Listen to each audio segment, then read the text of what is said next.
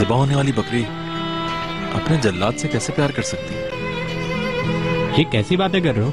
पागल हो गए हो क्या? ठीक कह रहे हो, लेकिन आज शहरजाद की किताब से निकल जाने का मेरा आखिरी दिन था। है नहीं उसके दिल की किताब से निकलने का।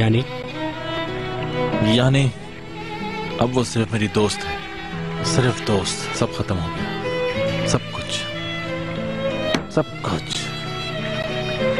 शहजाद ओनर को प्यार करती है और बहुत ज्यादा प्यार करती है। ये बात तुम्हें देर से नहीं पता चली? प्यार की उम्मीद इतनी जल्दी खत्म नहीं होती मेहमत। हर वक्त कोई ना कोई उम्मीद दिल में पैदा होती रहती है। शहजाद से बात करने से पहले मेरे दिल में भी एक उम्मीद थी।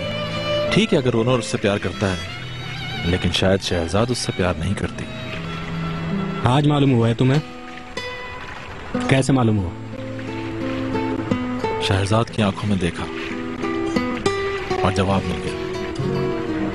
मैंने बीनू और तुम्हें साथ देखा तो तुम समझ ही गए होगे।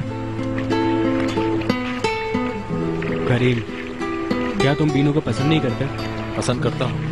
शायद तुम्हें हैरानी हो रही होगी, लेकिन मैं वाकई उसे पसंद करता हूँ। तो फिर? मगर प्यार नहीं, कभी नहीं हो सकता।